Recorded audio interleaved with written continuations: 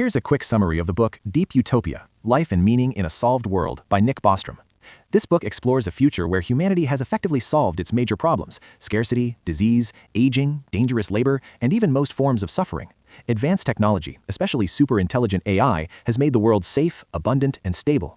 On the surface, this looks like the ultimate success story of civilization, but Bostrom asks an uncomfortable question. What happens to meaning, motivation, and human purpose when everything important is already taken care of? Instead of focusing on how to reach utopia, the book focuses on what it might feel like to live inside it. It examines whether human psychology, culture, and values are actually compatible with permanent comfort and safety. The central tension is not technological, but existential. If struggle disappears, does significance disappear with it?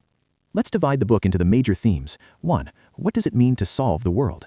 Bostrom defines a solved world as one where the major external constraints on human flourishing are removed. This includes no involuntary poverty, no lethal disease or biological aging, no dangerous work, no large-scale violence, abundant access to goods, education, and entertainment. In such a world, survival is trivial and comfort is guaranteed, but human lives have been structured around necessity: earning food, defending territory, raising children under uncertainty, coping with illness.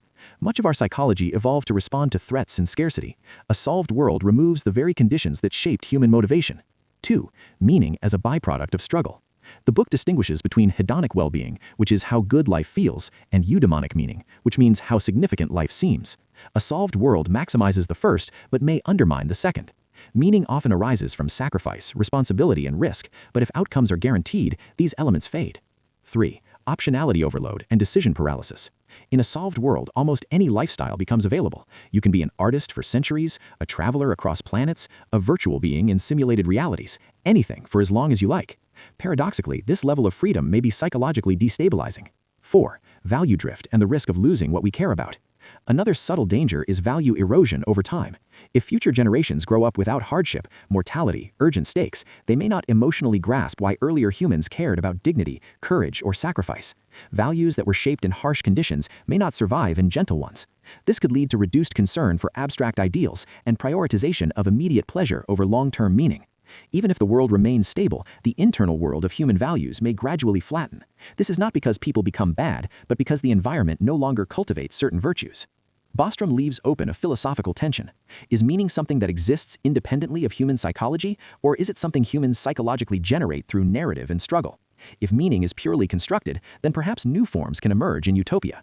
But if meaning is deeply tied to scarcity, mortality, and limitation, then post-scarcity life may never fully replicate what earlier humans experienced as significance.